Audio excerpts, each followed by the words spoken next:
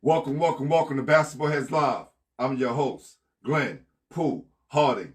And tonight, we have a very special guest. This basketball head was first team All-City. That's right, first team All-City out of William E. Grady. You know I had to say it twice because Grady is our neighbors right across the street from Lincoln. You know how we do. Family. He destroyed the competition with a smooth assassin style of play. He was 1998-1999 New York Post Player of the Year.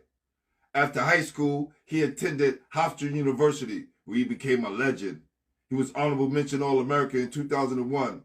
After guiding Hofstra to the NCAA Tournament and winning the American East Player of the Year award.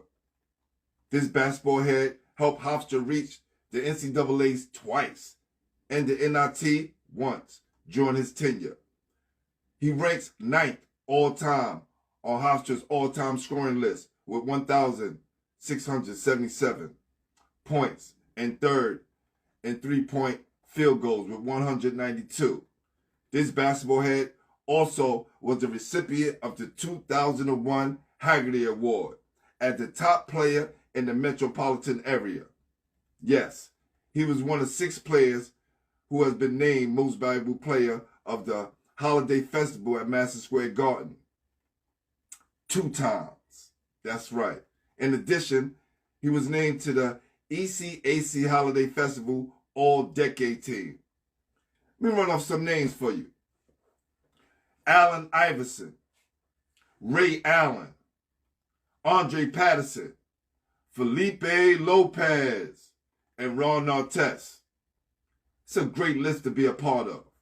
Following graduation, he played professionally in the NBA with the Chicago Bulls and the Indiana Pacers. And then he embarked on an 8-year European tour. Professional tour, that is. Italy, Serbia, France, Poland, Germany. You name it, he touched down. He also played in Argentina and the D-League. From June 2012-2014, served as head coach of the professional club in Germany. He also spent time coaching in G League, the Greenboro Swarm, and now he's back in the NBA as assistant coach of the Charlotte Hornets. So without further ado, help me welcome to the show, William E. Grady, Hofstra University legend, former NBA player, and now the assistant coach to the Charlotte Hornets, Coach Norm Richardson. Y'all ready?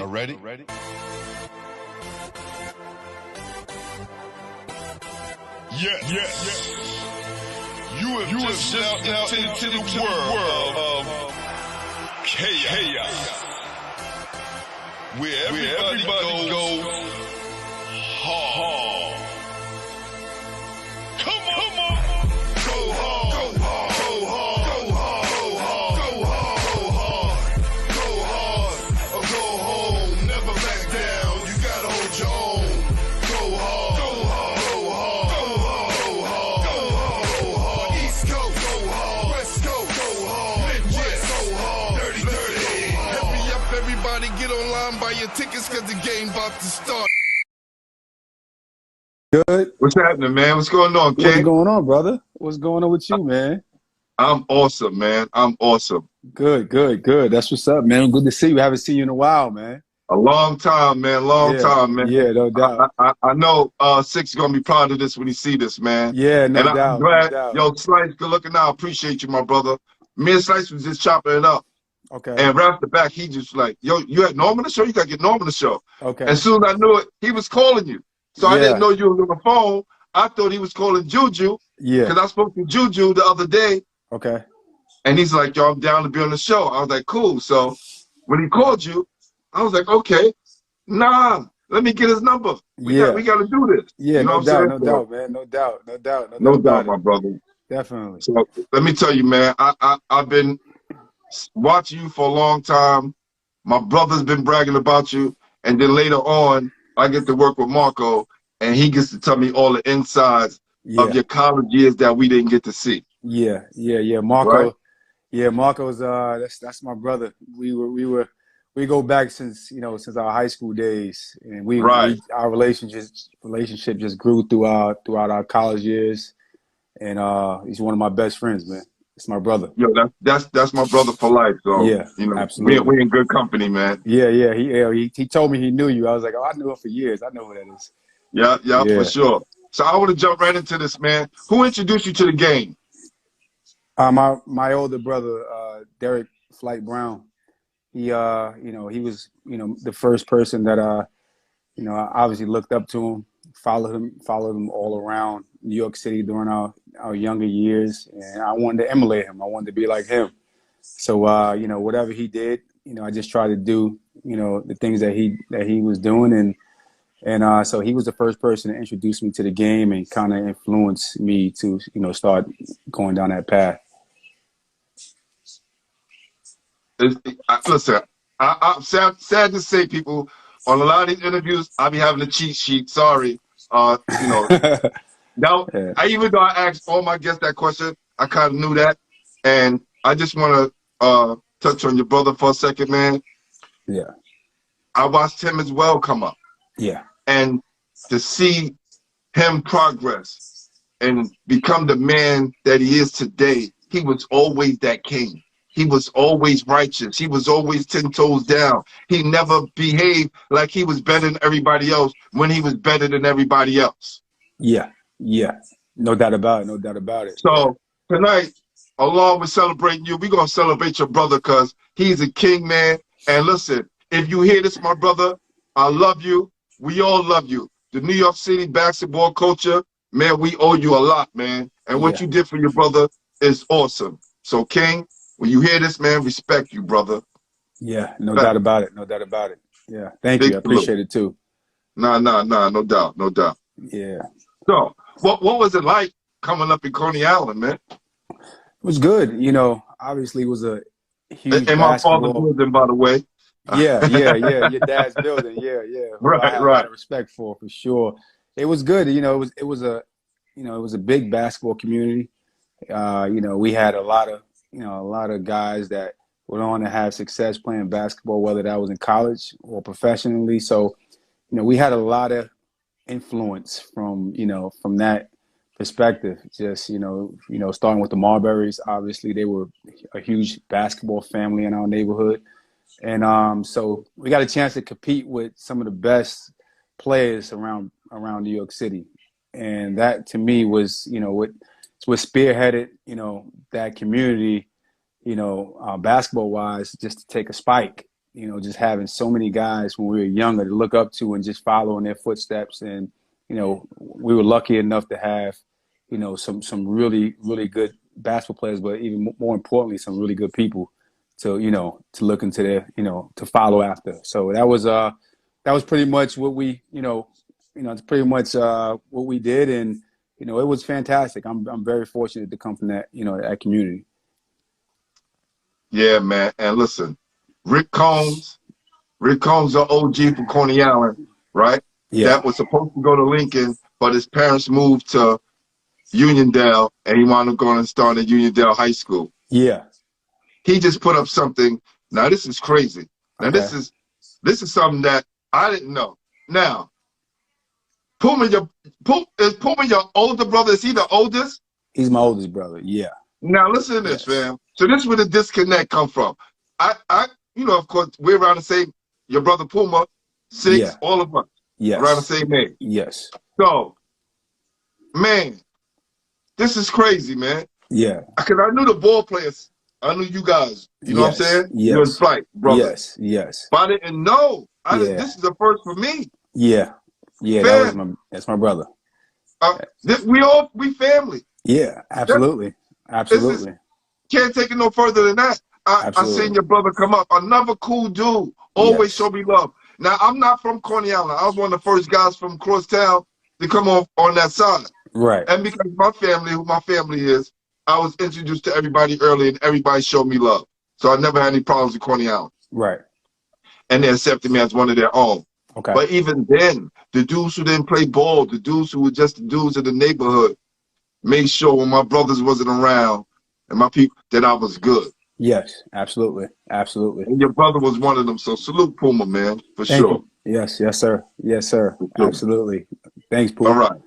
Oh man, this is awesome, man. Yeah. So I want to go back to the beginning, right? Yep. The first team, because I always ask guys this about that first moment you stepped on the court. What was it like with the referees and everything in your first game?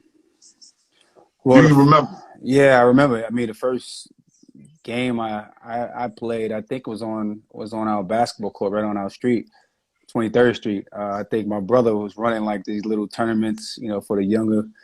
My brother Derek was running these tournaments for the younger kids on that, you know, on that court, and I got a chance to, you know, step on the court with some guys who've been playing, you know, before I started.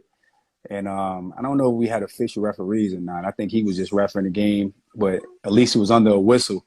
And I don't think you know, I didn't know the rules and, you know, anything like that. So I think that was my introduction to, like, you know, basketball 101. I was terrible. I was awful.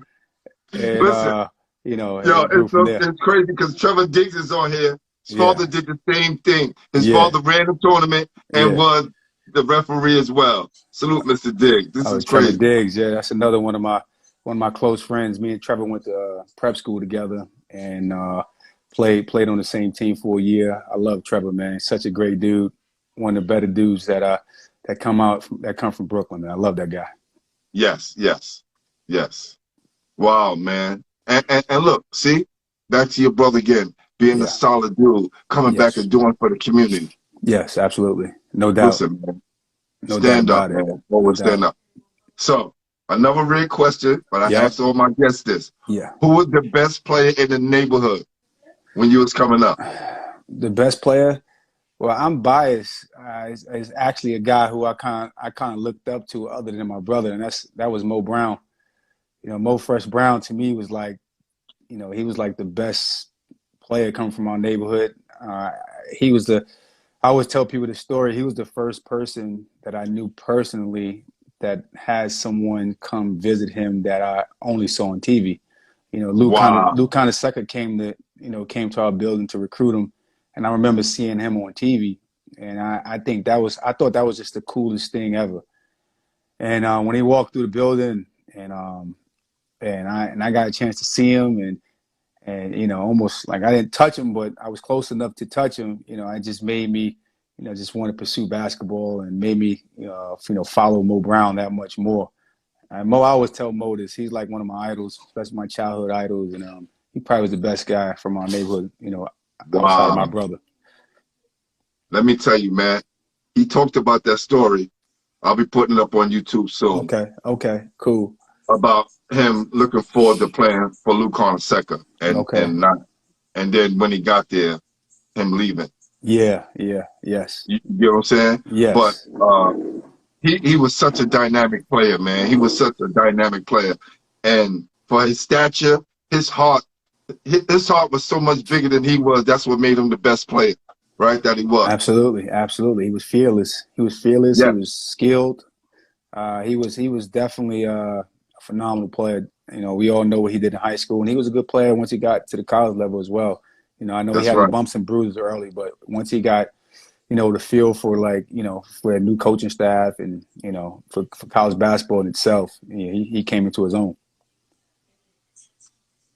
Yeah, man. You know, as family do, family goes. So I guess when you was coming up, your brother was killing that Grady. There was no way we was going to get you at Lincoln. And then Mo Brown went to Grady. And then, right, let's back up for a second, because you guys were the game changers, right? Yeah. Because when in my era, you know, great rivalries, but we always came out on the winning end, right? Yeah. And then the tides changed. And that was you guys that made that tide. You guys switched that whole thing. I guess it started with your brother now. Yeah, I think I don't know if it started. I think it started before my brother got there. It started with Mo and him. I think Mo and him like They won a If state that was that, championship. yes. Yeah, early Got you, on. got you. And That 92, yeah, yes. 1990 team won a state championship, and Grady was pretty much on the map, moving forward. I knew I was going to Grady. I knew I didn't think about going to no other school. My two childhood idols, my brother and Mo Brown, was going to Grady, so I was following in their footsteps.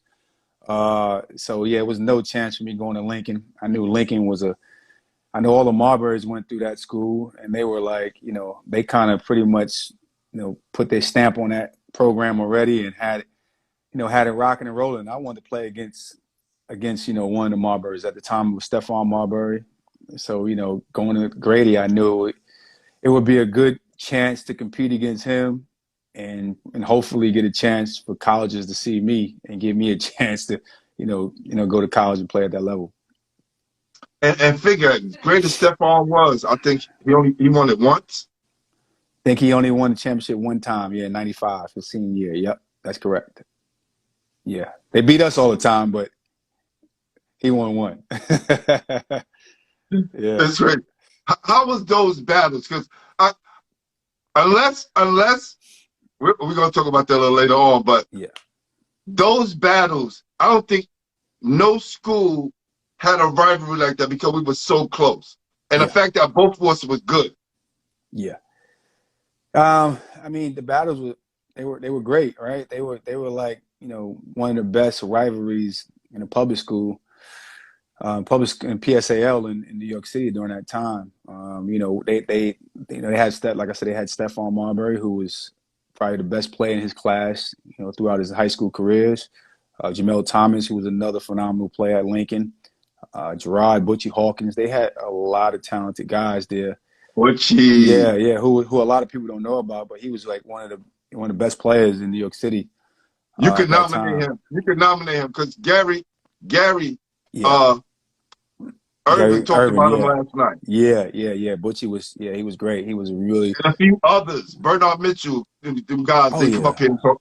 It's crazy. They know how good he was. He was a really good player. So they had a good team, and they were talented. We were talented. We had some talented guys. So the rival was, it started early on, but we just continued to to build on it, and it was two Coney Island schools with big Coney Island crowds, and everybody was there to see us play, and it was like one of the best rivalries I've been a part of, and I will never forget those days. What year did you start to come into your own? Like, did you do the whole JV, then go to varsity, or you jump right in on varsity? I was fortunate to play varsity all 4 years. I think, wow. I think I got a nudge because my brother went there. That kind of helped me. I don't know if I was ready to play varsity my first year, but thanks to my brother, Jack Ringel. Yeah, that's honest, yo. Yeah, Jack Ringel was the head coach, and he knew me since I was in 7th grade. So, he saw some potential in me that I didn't even know I had at the time, and he gave me that chance to be on varsity my freshman year. But I think after my freshman year that summer, I got a chance to work a lot with my brother, Tippy. I was working with Tippy and Ziggy with Brooklyn USA, and they helped me get better that summer. And going to my sophomore year, I was ready to play varsity, full time, and I was a starter from there on. Wow.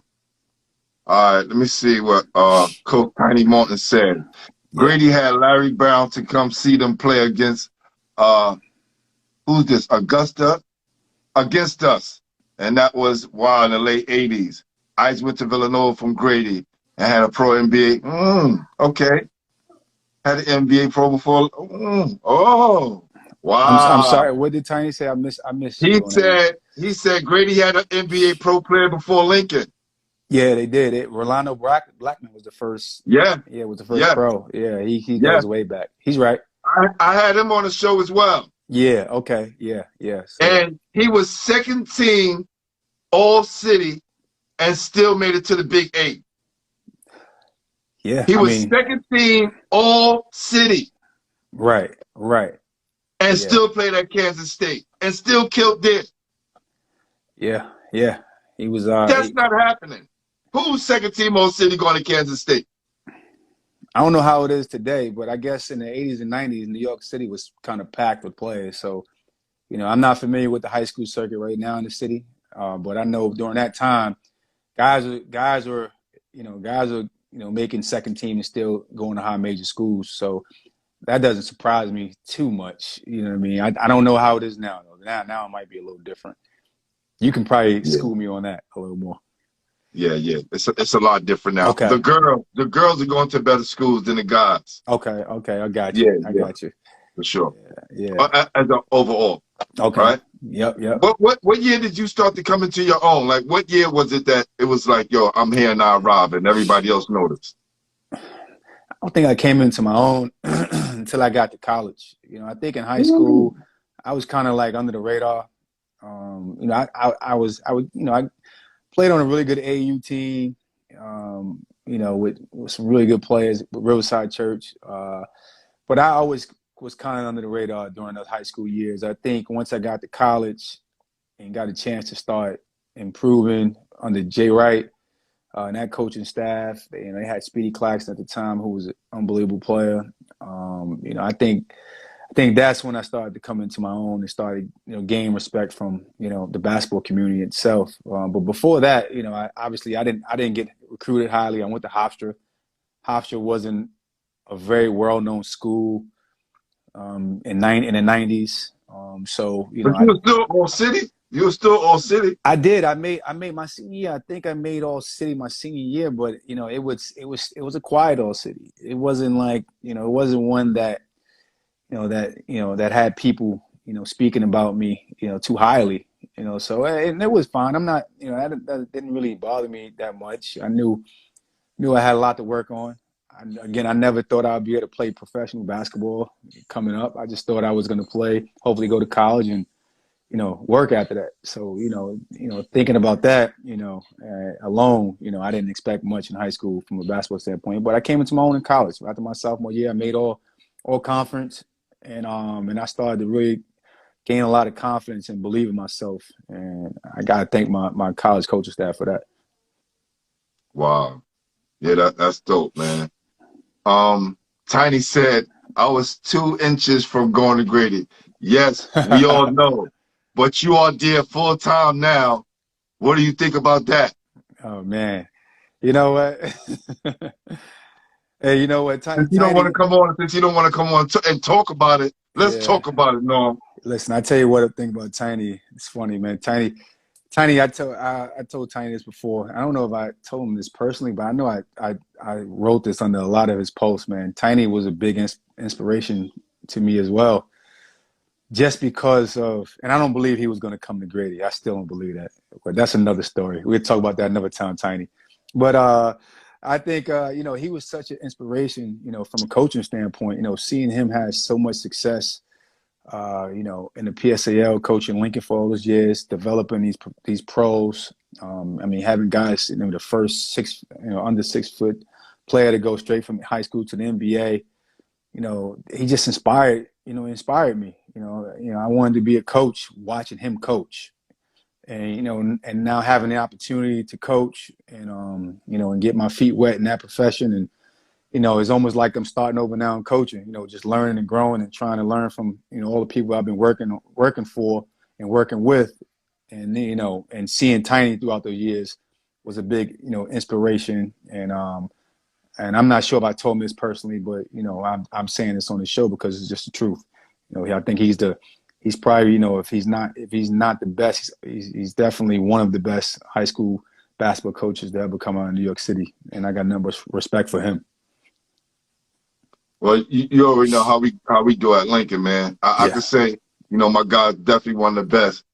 If he's not one of the best, he's damn sure one of the best dressed. See him on the damn South, Gucci shirt, Gucci shoes, Gucci belt. He's coaching a city championship game, and he's looking like he's going on a fucking runway. Oh, man. Goodness. What's going on? Goodness. I can't. Crazy, man. Hey, man. And let's not forget, he was a hell of a player, too. So I won't forget that. Listen, I said it on the show 1,000 times. Yeah. All of these things happen. Crazy how all of these things happen. And we didn't have like a real star player. We had a real team. Yeah. No doubt. Tiny cut up some of the best players, some of the best point guards that was in the city. They couldn't deal with Tiny. Yes, And no this is why doubt. they all respect him. You rarely hear dudes go, "Yo, son, he's a good coach, but he was trash." Right, right, They right. know. No doubt about it. No doubt about it. He definitely can. He That's right. definitely can hoop. Yes, yes. So, since you said I'm gonna save that question to later on, Yeah. how important was it for you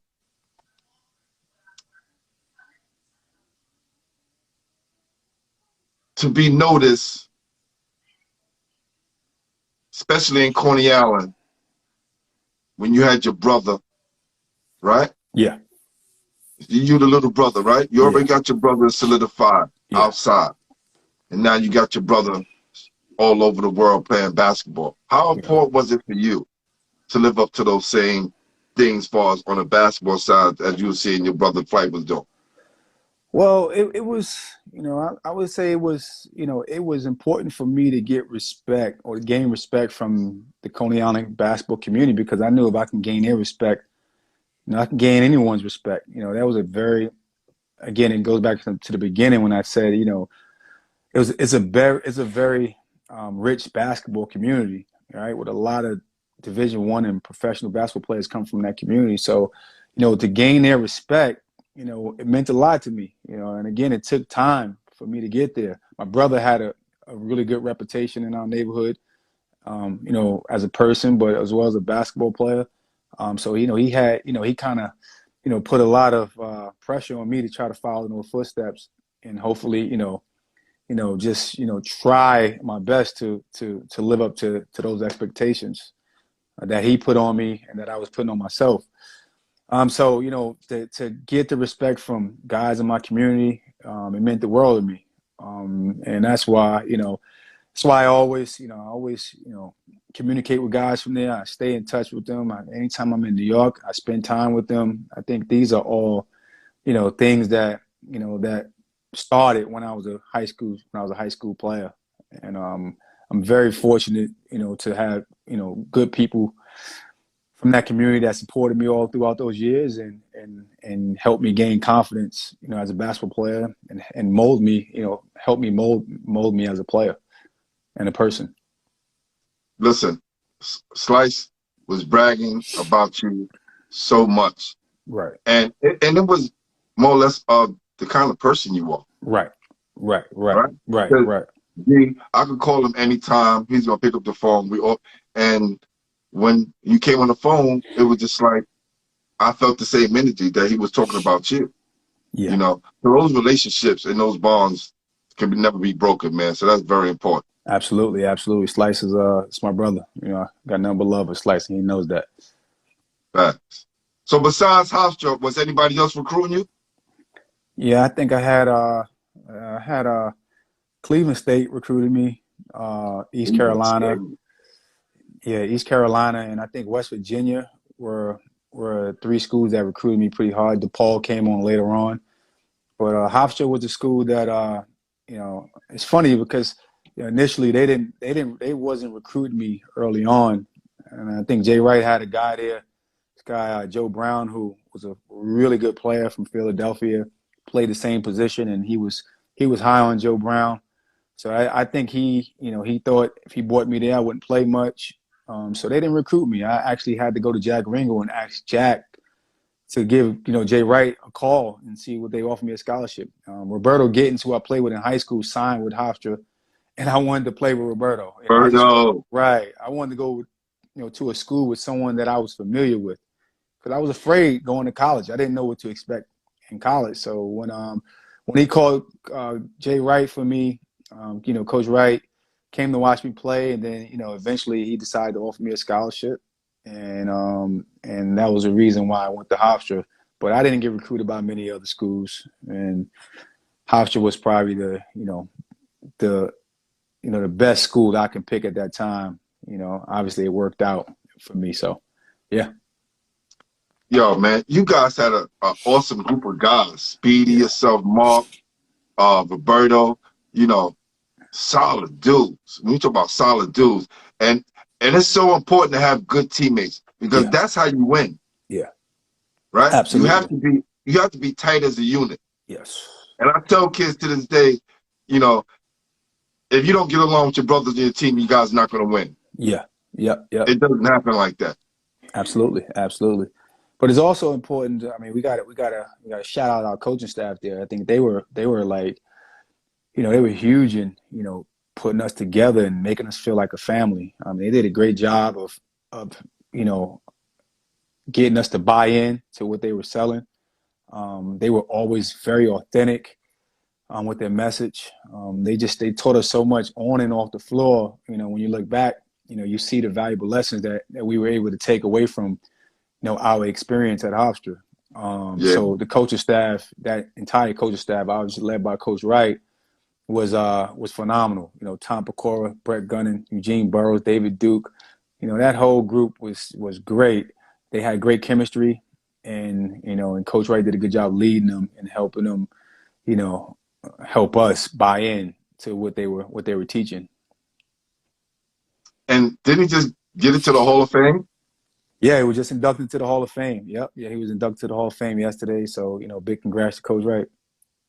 No doubt. Yeah, Tiny, you kind of late. We talked about the whole history of building too. Trust me. we ain't unveiled too much, but you know, him and I talked in code. We definitely know for sure. I wish I could see Tiny comments. I could see his comments, man. He know me and him go back and forth. They're pinned on the bottom. Okay, they're pinned. Okay. Yeah, I'll get back to him. Yeah. And for those people coming in, I can't wave back because if I reach over the camera, it's going to get confused with my YouTube, which I'm pointing all over the camera now. So I'm streaming on both YouTube, my audio, and then I'll put it all together later. Okay. So, yeah, explain it to the world how I do my management. It's all good. All right. So, and you just asked my next question because I said, how much of a role did your teammates and coach play in your individual success? And you just explained how, right? Yeah. Bringing you guys together, motivating each other. Yeah. That was the coaches. The coaches did a good job at that. I mean, my teammates, you know, Coach Wright and that staff did a good job recruiting good people, right? Because at the end of the day, you know, you want to work with good people. You want to, you know, build a bond with good people, and that's what they did at Hofstra. I mean, he's doing the same thing at Villanova, and that's what we did at Hofstra. We had a really, really solid group of people, just good human beings that, you know, that I call, you know, friends to this very day. Like, we're very close. You know, whenever we see each other, you know, we embrace and have good lives and stuff like that. And you know, they're all doing well today. So that's, you know, it's something that I'm proud to speak about. They're proud to call friends and my brothers, and I'm very fortunate to have the chance to have met them and played with them and had the chance to spend some time with them for those 4 years or how many years I spent with guys at Hofstra. When you came into college from Grady, you know, you say you didn't know a lot about college, what to expect. Yeah. What transitions did you have to make to adjust? Going into college? Yes. Well, it was I think everything cultural. You know, I came from Coney Island, which we all know the background. It's an urban community. So from a cultural standpoint, I had to really adapt, right? I had to learn new friends, learn new cultures. And, you know, that took some time for me. It took some time for me, just to be honest, right? I didn't know what to expect. From a classroom standpoint, you know, going to school in, you know, New York City public schools, you know, you go from class to class in one building. In college, you're going from, you know, building to building. So, you know, and you're trying to manage that, you know, with practice and study hall, and it just was a lot. It was a lot to, you know, to grasp at the very beginning. But again, it goes back to the coaching staff. The support system that they created for us at that time really helped us adjust, and, you know, and we all was able to, you know, do what we need to do to be student athletes, right? You know, to get our degrees and to be good citizens moving forward. So it was definitely a collective effort, you know, from the coaching staff, the good people that we had around us, and then we obviously had to do the work ourselves. So it was good, but the adjustment was definitely took some time for me. Wow, that's awesome. Yeah. So my guy Rick Cole said he's still upset his parents moved out to Sea Park in the 80s. See, Let me tell you, yeah. no matter how long ago, especially if it pertains to basketball, Yeah. you know, our memories are very sharp, man. We want to remember the things that was important to us. And Yeah. that guy, he wanted to go to Lincoln so bad. And we probably have been teammates. Who knows? Right. Yeah, yeah. And definitely could have used him after Spice became an Ellsbury, man. That's a whole other story. Now listen. This is what I told Tiny, right? Yeah. Coney Island is made up of a lot of fundamentally sound players. Yeah. Right? Yes. Coney Island's also the uptown of Brooklyn. Whereas you get a name when you're like 3 years old, you get a nickname early on. You know what I'm saying? Yeah. But this could be only me now. I say 3 that I know. Probably Tip. Okay. So Spice was the first for me. And maybe somebody before that. The dude who had the boogie with it. Right? Yeah. Spice had that Pearl Washington book. Come to find out, I didn't know Spice didn't grow up in Coney Island. He grew up in Bed-Stuy. Correct. Now comes Tiny. When I'm playing, being a freshman, Josie Watkins was the best freshman with the best 9th grade in Coney Island. Josie Watkins. You know little Josie? I know Josie. Absolutely know Josie. Josie was the best 9th grader coming in. Okay. He was far better than all of us. Okay. Fundamentally sound. But then that next year, Tiny comes into the school. And Tiny has this. He has this boogie. It was just different. I didn't notice that with the other Coney Island players. Yeah. Come to find out, Tiny's from East New York, Brownsville, Queens, by way of Coney Island. Yeah. Yeah. Right? So just and your brother, Mo Brown, Steph, Juju, go back to Don and Eric Marbury. These dudes was fundamentally sound. But then also, my man Mike, what's my man name? Mike Spence. He played a Lincoln with me. Yes. He had that chooky boogie kind of thing with him as well. Yeah, absolutely. Absolutely. Right? Yeah. And so when we talk about Coney Island basketball, the basis of it is a lot of great fundamentally sound players who really don't play too much with the ball. It's not really and one. You guys was a joke and you guys out there dead ass serious balling. Yeah. I mean, again, like Coney Island is like its own little community in Brooklyn. You know, right? It's like it's at the tip of South Brooklyn. No one really likes to go there. Right? It's one way in, one way out. We don't mind going there. I just find a lot of people don't like to leave. Yeah. They don't like to come to other neighborhoods, right? Right. Not too many times. Yeah, I mean, the thing about it was so far from everyone else. People just didn't like to take that ride. It was just out the way. So, so we kind of got our own thing going. But I think when you talk about the fundamentals, I think it goes back to like some of the older guys that used to take the time out to train us coming up. Yeah. You know, Mr. Lou, right? My brother, he's not as old, but he was doing it from a very young age. Disco, Reed, Jock. Remember Jock, right? Yes. So, we had all these guys that was helping us, train as young kids and work on the fundamentals, ball handling, passing, shooting, just the things that, I guess you want, as you would say, just the basics of basketball, from a young age that, we got a chance to learn it and grow every day, especially during the summer times. In the summer, it was a time that we spent hours on the basketball court, working out in the morning, then playing, 5-on-5 with our age group, and we watched the older guys play. We had the community center across the street from our building that we used to go play. They used to have tournaments in there.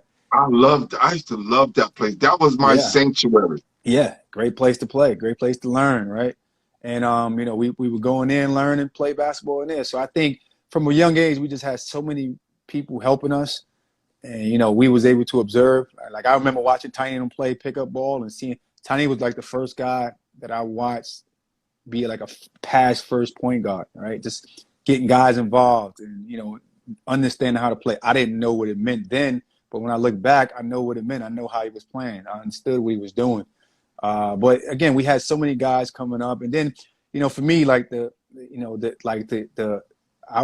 call him like the godfather of Coney Island basketball. And some people may agree, some people may not agree, but Stephon Marbury to me is like the godfather of it. Even though he was younger than some of them, older than some, he just was, he was the best player that I've ever seen in high school.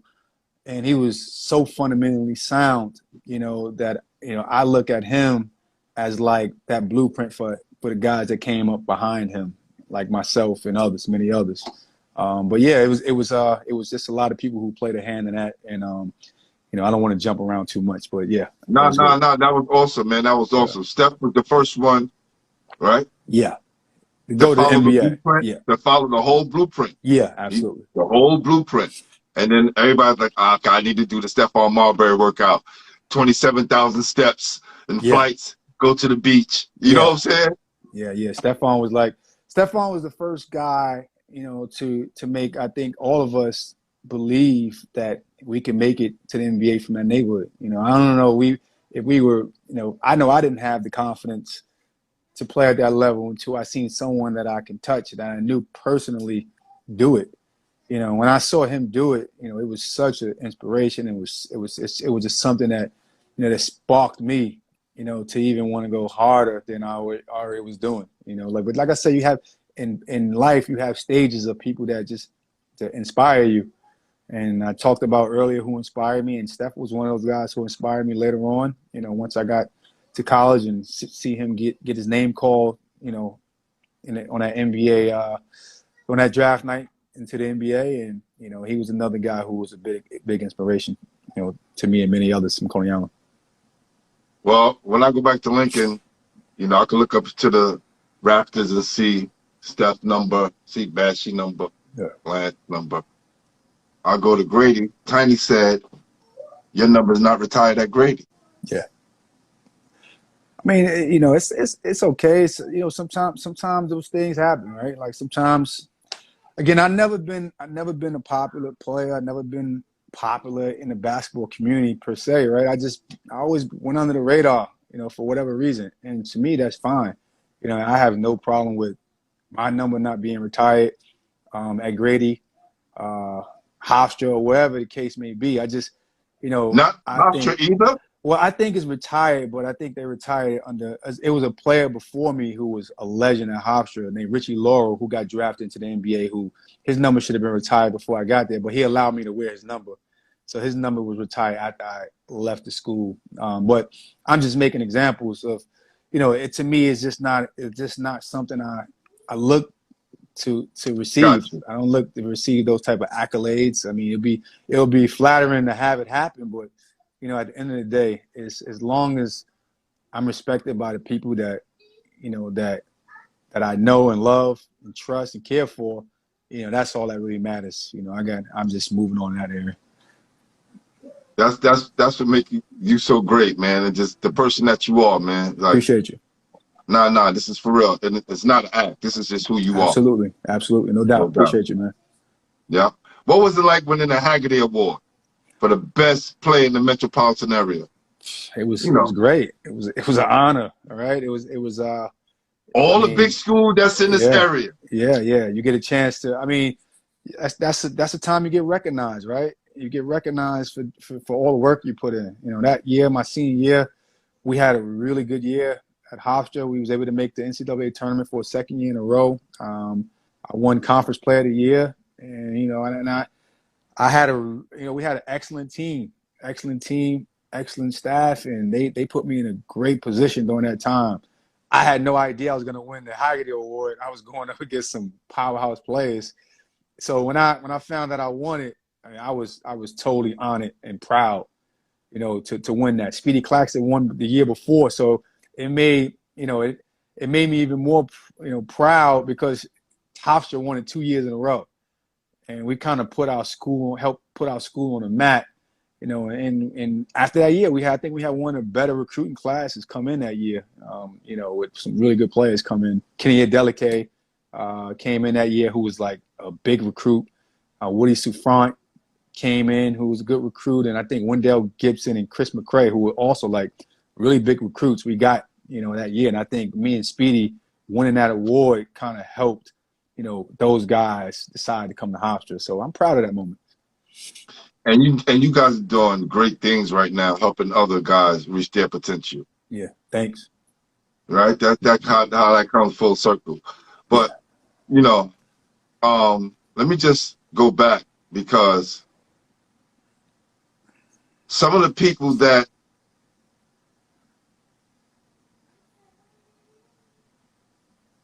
you was mentioned with, right? Being the most valuable player of the Holiday Festival, the Madison Square Garden. Mm-hmm. Right? Yes. That ECAC Holiday Festival, you was named to that all-decade team? Yeah. Now, and I read up these names, man, and I'm going to say it again just in case these people weren't here on the intro, right? Allen Iverson, Ray Allen, Andre Patterson, Felipe Lopez, Ron Artest. We talked about Georgetown, Connecticut, Indiana, St. John's. And then you come from Hofstra, making, putting your stamp on everything and winning Haggerty Award. It's not about luck, man. These things don't happen by luck. Yeah, I mean, again, it's I think that was kind of like you asked earlier, like what was my like coming to moment time. I think that was it. I won my first ECAC Holiday Festival Award my sophomore year, and I think that's when my confidence grew. That's when I started to really believe in myself and really believe that I had a chance to play basketball after college. Up until then, I didn't know. I didn't know if I would ever have that opportunity. But then, having a chance to win that and then winning another year, going in my junior year, it was just, it was definitely a testament to the work that they had us doing at Hofstra, just pushing us every single day to the limit to help us get better. And again, that was another moment that, that I was proud of as a basketball player. And, to say those names, just gave me goosebumps, because those are all guys that kind of either looked up to or really had high respect for, right? Me and Ron played together in AAU basketball, so I love Ron and other guys I looked up to. So that's a very humbling moment, to hear that. They gotta say Norm Richardson now. They gotta say it. They have to say it now, like along with those other names, and say it with pride. You gotta say it. Right. It's what it is, man. Man, it's unbelievable. For sure. Yeah. So I'm gonna take you, off that dinner table when you eat that humble pie, right? Okay. That junior year after coming back from your sophomore year. Yeah. Who ass did you bust that was on everybody's radar and let you know what? I could play in the league. Like I know winning those awards is cool. Yeah. But I know it had to be a measuring stick. Somebody that was out there that you played well against said, you know what? I can go to the league. I think, again, it goes back. I think the moment that I felt I can go to the league was the ECAC Holiday Festival. We played Georgia Tech. This is my sophomore year, by the way. We played Georgia Tech, and they just came off of beating the #1 team in the country, North Carolina. And we played against them in that Holiday Festival, and I had a really good game. And again, my game wasn't based on busting nobody behind, right? I wasn't really I wasn't that type of player, so I'm not going to toot my horn too much on this one. I played off of Speedy Claxton, Jay Hernandez. They helped me get these buckets. I was a spot up guy, so I'm not gonna toot my horn too much. But I played well in that game. I think I had 22 points. I hit 4 or 5 3-pointers, and they had pros on that team. And again, that made me realize that I can play at this level. This is a ACC school, a school that just beat North Carolina, who obviously had big time pros on their roster, and we was able to beat them, and I was able to play well. So I think that was a moment that I felt, I can play at that level. Going into my junior year again, I just had a solid year. Just played well all year. I think I was like Batman to Speed. I was Robin to Speedy's Batman, right? Speedy was the Batman, and I was a really good complimentary player to him. He made me look great because he was so dynamic. He was so good. Oh, he was so good. And I think, playing alongside him helped me gain, traction with NBA scouts. They came to watch him, saw me play, and eventually they saw a role that they thought I can fit at that level. And I was very fortunate to have him as a teammate. Yeah, because you was dangerous, man, because, guys look at you and know, like, damn, if I play too tight on him, he might go past me. Oh, fuck, if I leave him open, he gonna knock that shit down. Like, when you got guys at your will, at your mercy at that moment. Yeah. Coming from New York, everybody can't shoot. Everybody out like they can shoot, but everybody can't shoot. Let's just keep it real. You know what I'm saying? Yeah, no doubt about it. And when you find that one that can, it's like, wow, what do we do with them? Right. Yeah, New York City is not known to produce shooters, so I definitely had a skill that wasn't popular with the community. But again, I give my brother Derek a lot of credit for that, man. He had me shooting so many jump shots, and he was never easy on me. He probably was my biggest critic. Wow. Him and Jay Wright was my two biggest critics coming up. So those two got to get a lot of credit. Derek definitely started, and Coach Wright was able to complete it. Wow. Yeah. That's crazy, man. Yeah, man. Now, I know this from the majority of people I talk to. When you finally made it to the NBA, I think all of Brooklyn was happy for you. Like, people, like, they were just pulling up like, yo, you see, son? He did. Like, and not saying anyone doubted you, but like you said, it was a slow baking of a cake. Yeah. Right? Yeah. It wasn't, you came out, you wasn't like, everything at 11, 12, 13, 14. Right. You hit your stride in college. Yeah. And, a lot of kids are not realizing that if you put in the work, it'll come. Absolutely. But if you try to get it too fast, it could go away quick as well. Absolutely. I think, and again, I mean, I think, that's another thing that makes me feel good just because, anyone who knew me from a young kid, if you ask anybody that they think I was going to the NBA at that point in time, everyone would say no. You know what I mean? So it was a slow grind. It was a lot of hard work and a lot of sacrifice, during those times. And I felt that I was able to overachieve because of it. You know what I mean? I was able to do something that many didn't think I could do.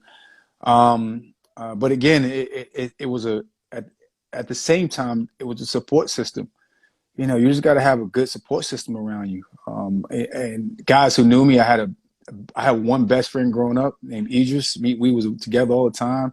He played ball. He always supported me. My brother obviously was a big supporter of mine. And then, Jack Ringo stepping in, at an early age and really promoting me and being in my corner, was another big supporter. And then the community alone, Coney Island, being a basketball community, it kind of, make you want to make them proud, especially coming from the street that I came from, 23rd Street, which was like, my boy Darren, always in my corner, right? Always pumping me. Another classmate of mine. Yeah, Darren was big. Slice was big. I remember your brother, Six. I remember when I first signed with the Pacers, he threw a surprise party for me in front of our building that everybody came out and showed love, and it was just a good feeling. And I would never forget that. I got pictures. I look at the pictures sometime and it brings back real good memories, during that time. And yeah, man, it was a special moment for me and one that I would never forget. Wow, man. It's crazy, man. I want to say rest in peace, Jack Ringo. Yeah. Knowing that him and my coach started out coaching together, Bobby Hofstra, they started out coaching together. Yeah. Right? At Lincoln. I don't know where the beef went, but they were coaching together early on. Yeah. I'll tell you if you text me. I got you. I got you. Facts. Yeah. But you know, my coach, you know, still love him to death, so he always Yeah. talks good about Jack. So Yeah. right. So now being in the NBA, I know a lot of guys when I speak to them about their experience in the NBA, about they get to enjoy it afterwards, like, and they're not really enjoying the moment, right? Were you the same way? You didn't get to enjoy the moment while you were there, or you took time to like soak it all in, and or it moved, or went by too fast? What? Well, I Because enjoy. NBA, 3 years, 10 years, 12 Yeah. years, I Yeah. speak to them all, and they Yeah. all say, "Yo, G, it's a blur until I look back and reflect." Well, I tell you, I guess it was my path because I enjoyed every moment. I had to. It was like I couldn't believe I was there. You know what I mean? Like, I mean, think That's about it. real. My first basketball coach in the NBA was Isaiah Thomas. Like, right? Like, I looked up to Isaiah Thomas. I like now he's my basketball coach. Like, how can you not enjoy that moment, right? Reggie Miller was someone that I watched kill my childhood team, the New York Knicks, for years. I'm playing with him. He's my teammate. He's congratulating me. I'm giving him flowers. Wow. I'm working out with him. How can I not enjoy that moment? Like, I have to enjoy that moment. And then my first official NBA game, I play against Michael Jordan. Like these are things I can't make up. So no, I can't relate to not enjoying the moment.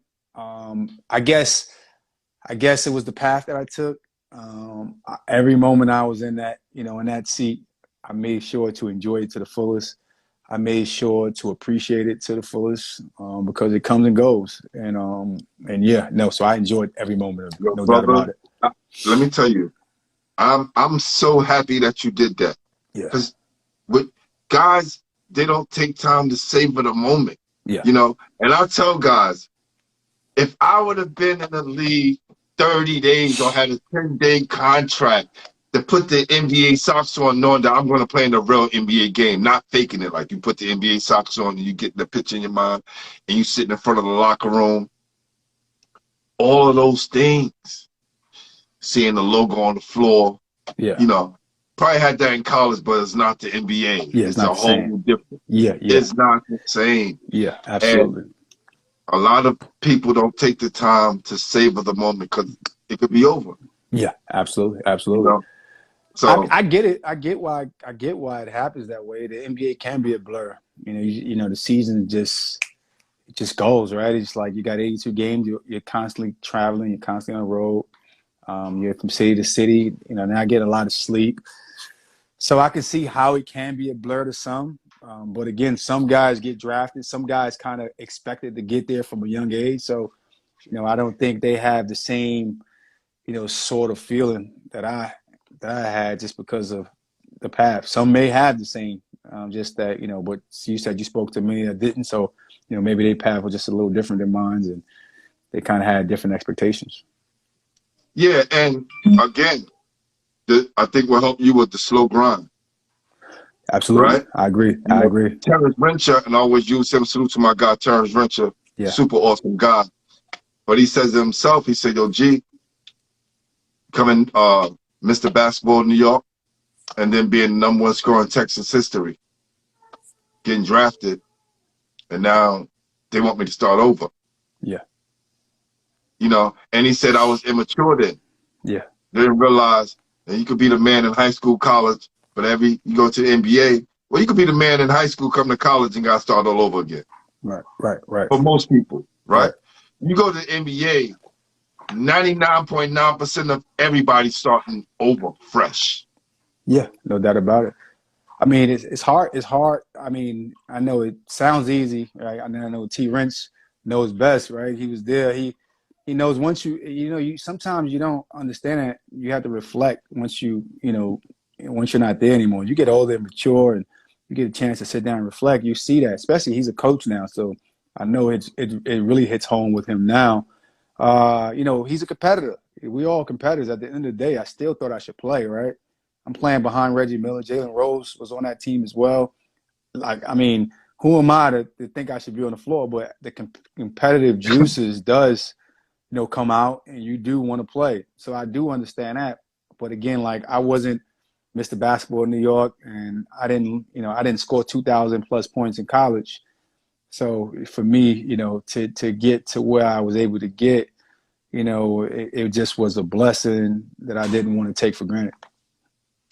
Well, who's in their right mind is going to come out of college and say, you know what, I deserve to be playing in front of Reggie Miller, and I'm better than Jalen Rose, knowing the work that these guys put in, and they got the same kind of feeling as you, right? Absolutely. And the same position. Absolutely. It's like my guy from they used to play with John Wall. What was his backcourt partner? Kentucky? No, when it was on the Wizards, before he got traded. Bradley Beal? Yes. There's a video of Bradley Beal talking to some guy, talking to his AAU team. And he's telling them, I saw it, yeah. None of you motherfuckers is taking my job. Yeah, I saw that. And they don't realize the difference between what a grown man is thinking and feeling than you being a kid saying, I'm nicer than you. Right, yeah. There's a difference. I mean, there's a reason why those guys are considered to be the best in the world. I mean, it's no coincidence that they're the best. They're the best for a reason, because they put the work in. They obviously got a gift. And in my opinion, that right there says it all. Right? Those guys put the work in with their gift, and you got to just respect that. When you get there, hopefully you can learn some points from them and get better and better. And then you get your chance. You get the chance to step on the floor, then you take full advantage of that. What was your best experience in the NBA? And your best game that you remember? Playing in Madison Square Garden versus the Knicks. I think I was traded to the Bulls at this time.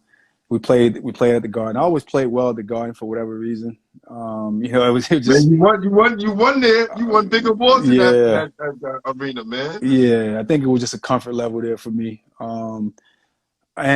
We played against the Knicks, and Bill Cartwright was our coach with the Bulls. He knew it was a homecoming for me. He gave me more minutes than I was playing with the Bulls that game.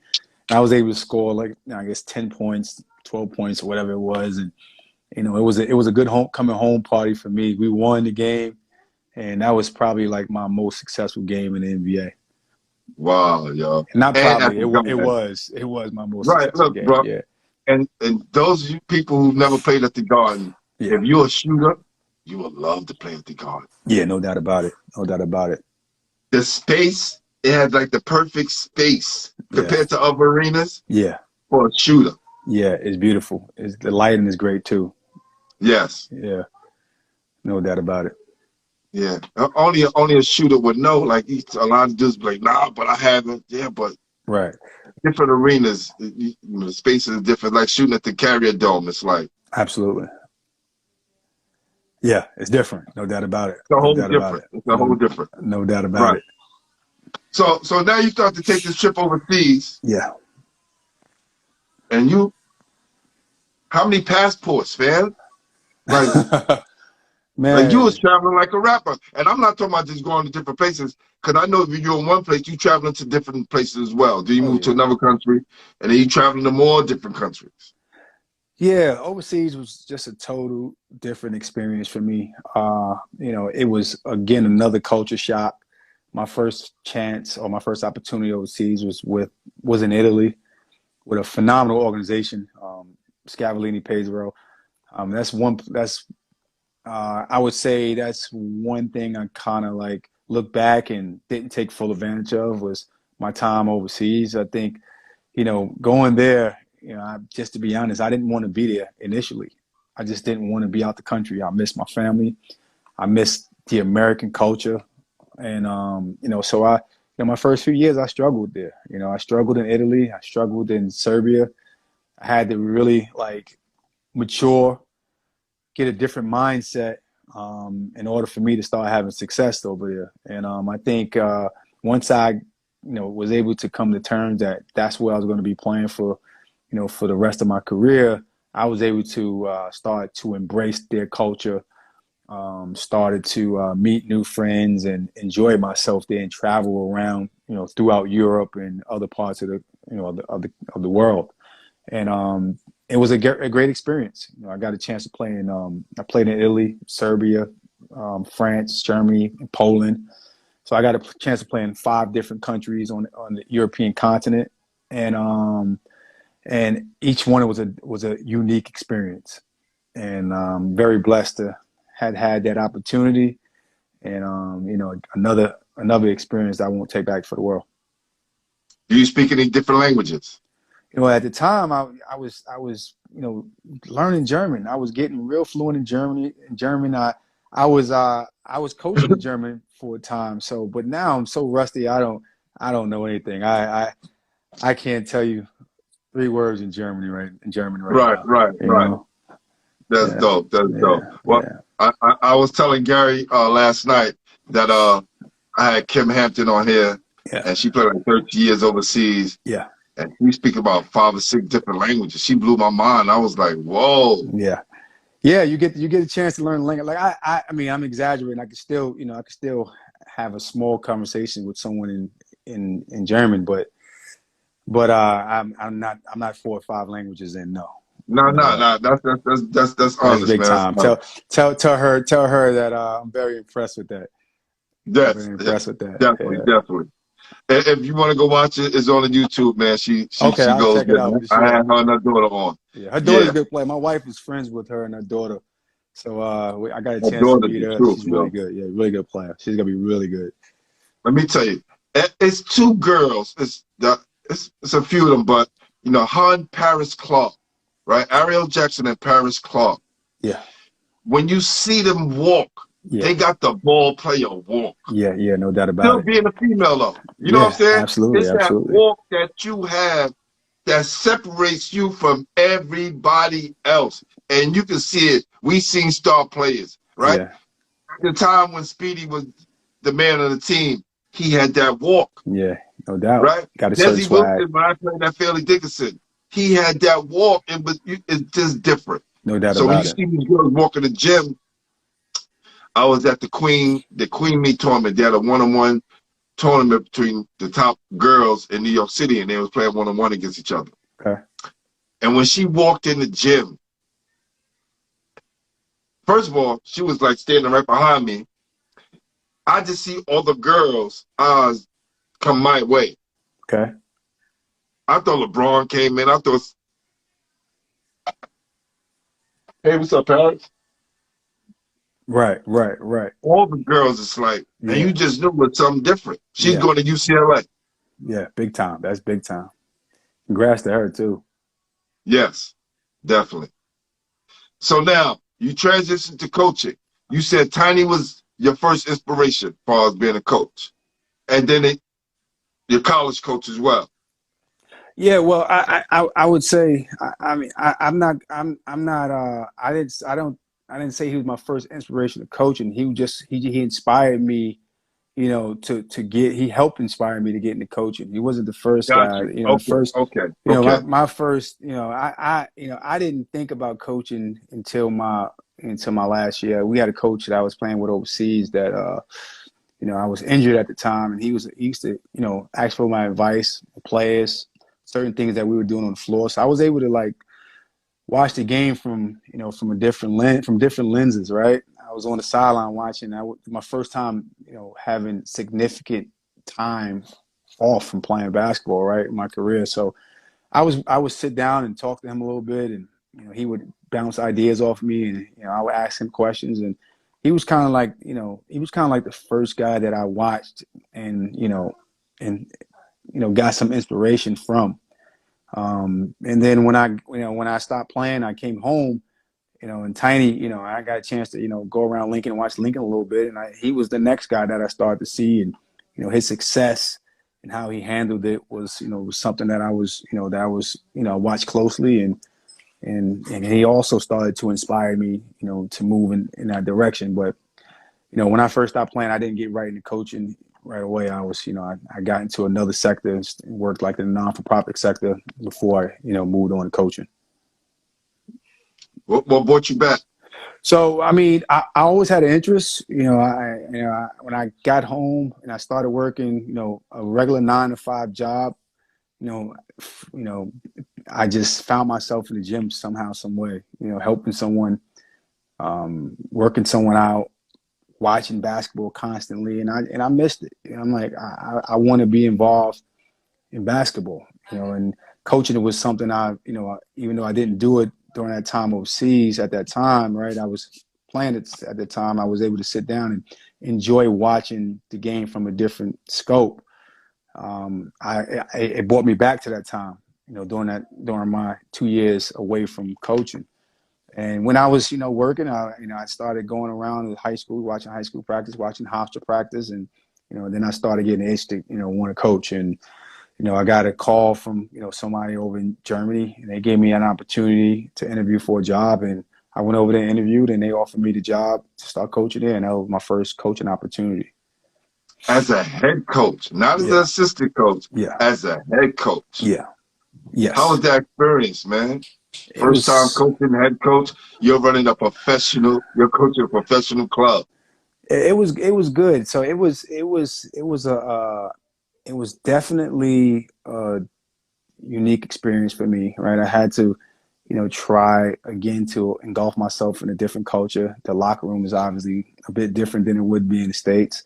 And again, it was a lower level basketball team. It wasn't a higher level team over in Germany, but nonetheless, it gave me a chance to have experience. And, so I went there and I embraced it right away. The guys that we had on that team was phenomenal.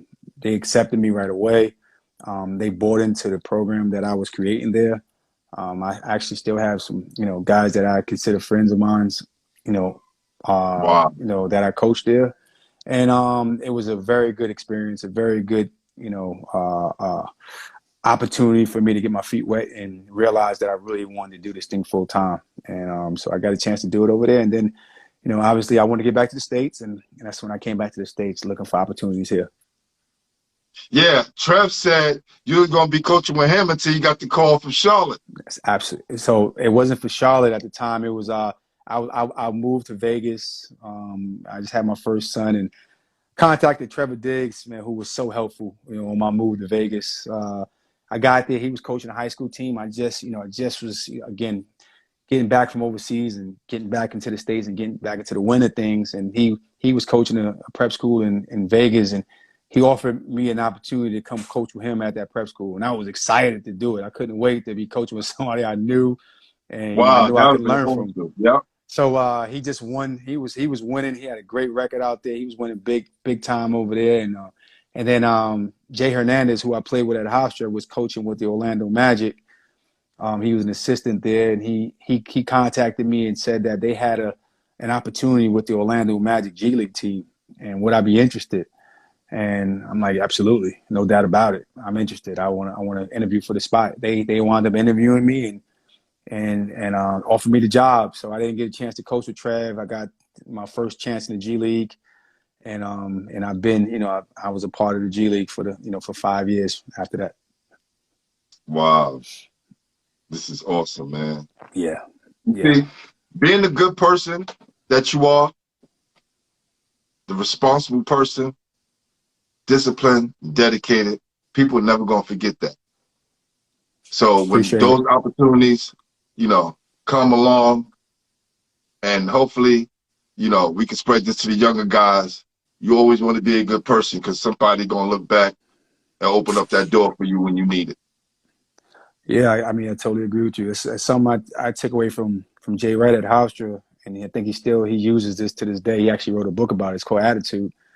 And again, like he always says, the most important characteristic you can have is the most important characteristic is your attitude, right? That's the one thing you can control, whether it's, in basketball and life in general. So I try to take that approach every single day to work with my family. When I'm conversing with people in my neighborhood or, at the grocery store, wherever I am, I just try to just keep a positive attitude with everything that I do. And again, I give credit to Jay Wright because, he kind of instilled that into us. Wow. Somebody just said something. This new phone here is driving me crazy. I got a new phone Okay. and it's okay. It's not letting me pin what somebody just said. Okay. Oh, there you go. Says Ty Crane always be a great human being, connected and networking. Facts. Facts. Yeah. Always tell kids that, man. Yeah, Ty. So Ty's my guy too. It's going one of our guys from Coney Island who's doing a phenomenal job. He was playing in China for a while, and me and him got a chance to get in the gym a little bit and work out. That's my guy. I love that kid. Love that where's young he man, I should from? say. What high school he went to? Ty, I'm not sure what high school he went to. I know he went to Florida International University out in and I guess it's in Coral Gables, Florida. I wonder if you play with Marvin Roberts? My guy Marvin Roberts. He won the fight club. I mean the fight ball. He also played at Florida International as well. Okay. Yo, Ty, hit me in the DM. We can talk. Yeah. Fact. And you coming on here, I always tell my guests, you guys are the guys that's going to nominate people to come on the show, right? There's a few people that I reach out to, but I want our basketball community to reach out to each other and say, listen, man, come on the show, tell your story. You know, start this thing last year, about a year and a half ago, when the pandemic started. Right. But it's always been in the works because I wanted to kind of model it after Drink Champs without the drinks, right? Yes, absolutely. Saw Lamar Odom on Drink Champs, and it came to me. It was like, yo, gee, this is it. Yeah. Everybody always been telling me you need to do a podcast and do hip hop, do all this other stuff, and I need to go back to the essence. Yeah. After seeing Lamar Odom on Drink Champs, who I'm a big fan of, love Nori's Me show, too. Yeah. been supported from the beginning. But I knew at that point, our basketball brotherhood needed a place where they could come and feel safe to tell their story. Yeah, no doubt about it. No doubt about it. I appreciate it. Because I showed Gary Irv an article. I put up an article, and the numbers is off, way off. So when he averaged 27, they say he averaged 7. Mm-hmm. And I always tell people, I used to teach history. Somebody's going to tell your story a little bit different than how you would tell it. Yep.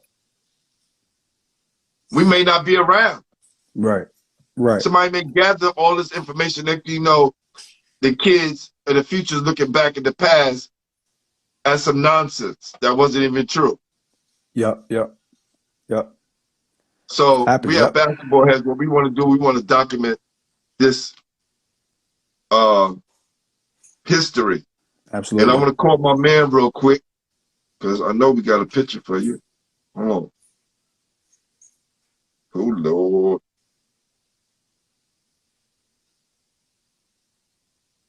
Wow.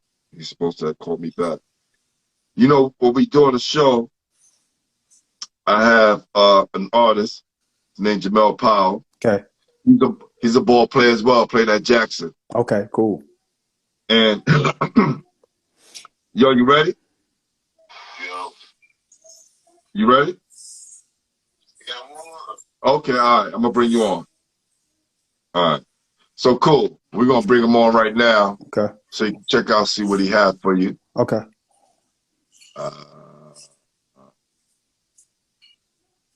Where are you, Mel?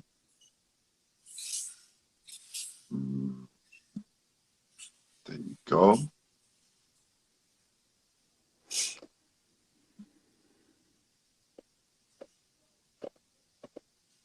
Wow, this is crazy.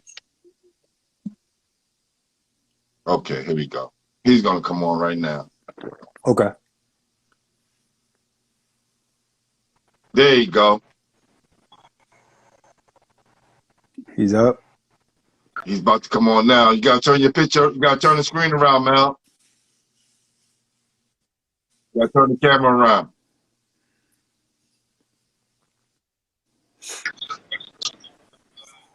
All we see is the black screen. Can you see anything? I can't see it yet. I think it's internet service. Oh, there you go. Yeah, the camera turns around. Oh man, I could see this picture. It looks like, oh man, dope, man. So I know there's a picture of you in the Yeah, coaching uniform and there's a picture of you playing. that's dope right there. That's really dope right there, man. Goodness. Wow. I appreciate that, brother. Goodness. It's amazing, man. That's amazing right there. Yo, that's hot, Man, No Mel. doubt. that's really hot. Yeah, I'm getting this. Okay. No doubt, bro. Wow. Wow. Yeah, And we that's had known impressive. Roberts on as well. So Okay. it's crazy how he Right. freaked the two different pictures. Right. Yeah. Yeah, that's amazing right Wow. there, man. Good job, Mel, man. Goodness, I appreciate that, brother. For real, man. No Goodness, doubt, man. man. We're gonna be getting these pictures out soon, man. Shitload of pictures to get out. Thank you, I man. I know, man. appreciate you, my Goodness. brother. That's nice. Yeah, man. So, you know, I want to just say, man, I appreciate you. Yes, sir. And tonight we wanted to give you your flowers, man. Let you know how proud of you we are, Thank of you. the things that you have accomplished, the man that you grew up to be and continue to be, right? Keep making a change, keep changing lives. And brother, just stay 10 toes down, man. You're going to keep making us proud, man. Thank For you. I sure. appreciate you, man. I appreciate you. Thanks for having me. You know, I haven't seen you in years, man, but like nothing changed, man. You know, absolutely, man. It's Hopefully. always the same. No Absolutely. doubt. Absolutely. Yo, Isaiah, you got to show your brother some love, fam. It's a Lincoln Brotherhood. We got to keep it tight. I'm telling you. Absolutely. Absolutely. And I tell people, once they find out, like, who my family is and, you know, Six, Cheryl, Monique, Yeah. Mr. C, like, that's your father? Yeah. Like, yes, that's my dad. Yeah. It's Yeah. my brothers and sisters. No doubt about it. No doubt about it, brother. You No know, doubt, and man. we all family, right? Absolutely. I Absolutely. spent a lot of time in building too. Trust Absolutely. me. Absolutely. I know you did. And all through Coney Island, man, for Absolutely, sure. man. Thanks, Pooh. I So, appreciate brother, you, brother. again, man, I want to say I love you, man. Love you too, I'm so brother. proud of you, fam. I'm so proud of you. And Thank you. thank you, man, for being the person that you are and making us, all of us proud of you, man. Man, thanks. Thanks a lot, man. Thanks a lot, man. Let's stay in touch, all right?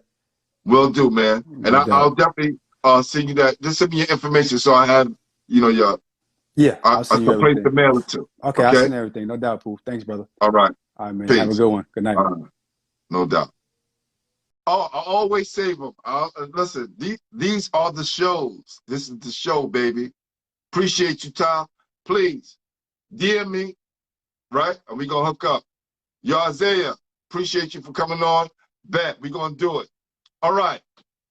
I'm your host, Glenn Pooh Harding, and you've been watching Basketball Heads. Listen, man. I know you guys hear me say this, but when you watch these kings grow up from being young, and a lot of times they're not noticing that you're watching them, and you see their growth and their development. I remember Isaiah being a sophomore, and I brought some kids down for my mentor program. Lance came to the building, and I asked him to take pictures with these young men. These young men are grown men right now, and they still have those pictures and cherish that moment.